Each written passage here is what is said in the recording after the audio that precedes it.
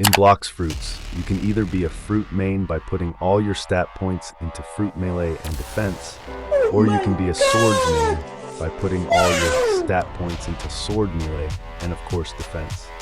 But there are several mistakes you have done and maybe still doing on a regular basis. So in today's video, I'll be talking about the top 10 mistakes sword main make in Blox Fruits. So yeah, let's get right into the video. Starting off at number 1, we have compatible fruits. This is such a big mistake that almost everybody has made once in their lifetime of PvP with a sword. It's not really that easy. All the moves are very small and extremely fast, so you guys will most likely miss them on your opponent. But if you guys are using certain fruits like Rumble, Portal, Dark, or any other fruit for swords, that can be such a big help for you guys since you will be able to confuse your enemies, and that will make your life a lot more easier while landing these sorts of difficult moves, and will get you a lot of bounties super fast. Yeah, boy. So with that being said, you should always be using a fruit which would help you in fighting other people while using a sword. So the second mistake that everybody in this game makes is the Ken trick. Say what? The observation hockey right here, also known as Ken. Basically, you should never have your observation hockey on at all times. Yes, this will highlight your enemies and tell you where they are, how much health they have, all the good stuff. But you shouldn't have this on at all times. And there's a huge advantage of this. Basically, if somebody hits you with a move, which is a strong move, your observation hockey will break, and then you guys cannot dodge any more attacks and may even die for that reason. But if you guys are fighting other people and not using your observation hockey at all times, what you can do is if somebody combos you, just turn your hockey on.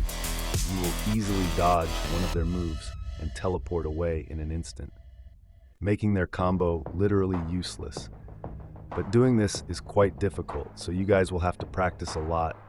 But if you guys get this down, trust me, you guys will be winning a lot more fights than usual. Okay, at number 3, we have wasting your moves. I usually make this mistake a lot, which makes me lose a lot of fights.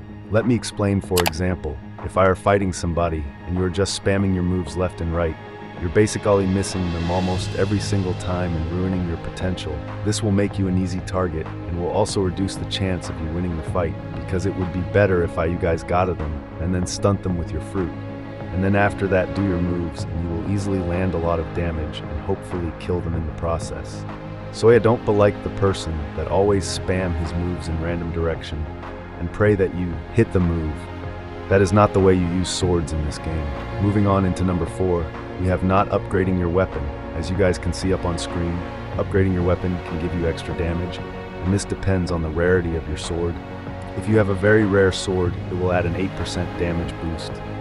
And if it is a legendary or a rare weapon, you will have it buffed by 10%, which is a lot of damage, if you guys actually think about it. So please do not forget to upgrade your weapon. It's not even that hard. You just need to have a little bit of materials and then upgrade it for basically free. So with that being said, always upgrade your weapons. It is such a big advantage over your opponent. At number 5, we have mindset.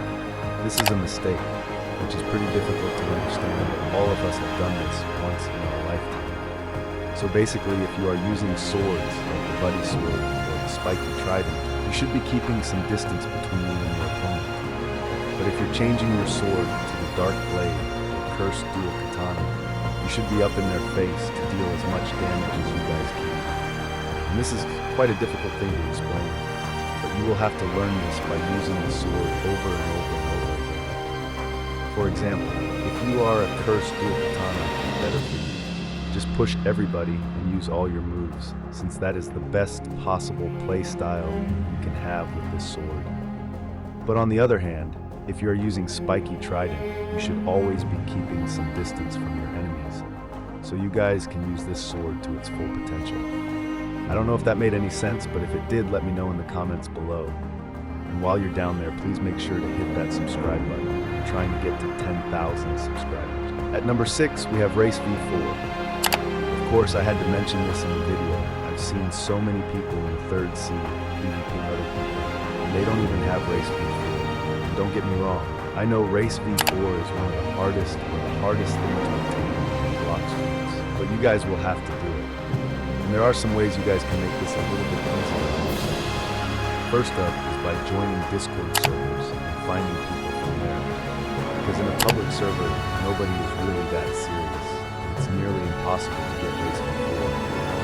But if you guys are in a Discord server trying to find other people which have the same goal as you will most likely get race before in a couple of days. So yeah, please make sure to get race before you're playing with swords or fruits. Moving on into number 7, we have guns. Yes, more than 40 to 50% of people, while using swords, avoid to use guns. And they are such a good opportunity for you guys to get a lot of different combos. And the best gun for this purpose is the sword. But if you don't have that, then you guys can use the kabucha. Both of them serve the same purpose and are very good for helping swordmains in your PvP. So with that being said, do not forget or avoid to use the guns. They are very, very helpful. At number 8, we have using wrong sword. Whenever you guys are choosing a sword for PvP, please make sure to test it out before and see if it matches your playstyle. And also if it is in the meta nowadays, if you will be using the buddy sword or the pole V2, or swords like those, they will get outclassed by the cursed dual katana, dark blade, or the very strong dragon trident. These types of swords will literally make your life a living hell. So if you're trying to be a swordman, you should always be using a very strong sword, which is still in the meta. If you are behind the meta, you will most likely lose a lot of your bounty, and it will be such an annoying process for you. Okay, at number 9, we have no patience. This is very, very important. Whenever you guys are using swords, you should always be very patient and wait for the right opportunity. If you guys are not doing that and just randomly using your moves, randomly chasing your opponent, yeah, you're not going to be doing very good. And even if you are with this strategy, whenever you guys will fight people who are over 10, 15, 20 million bounty, they will cook you up so fast that you guys won't even realize. So for that reason, always be patient with your moves. Always be patient with your devil fruits and find the right moment to attack your enemy and basically defeat them super fast. And lastly, at number 10, we have scrolls. You should always be adding scrolls to your sword, but this is only for pay-to-win people if you guys are free to play. Yeah, this process is a little bit difficult for you, and hopefully in the update 24th they make it a little bit easier. But yeah, for the people who like 2 bucks and you pay for their games and stuff, you guys should always have a scroll on your sword which helps you deal extra damage. So yeah, those are the 10 mistakes that almost everybody does in Blox Fruits. So let me know in the comments below how many of these mistakes you have done back in the day. And while you're at it, please make sure to hit that subscribe button and also join my Discord server down in the description. Thank you guys so much for watching, and I'll see you guys in my next video. Peace.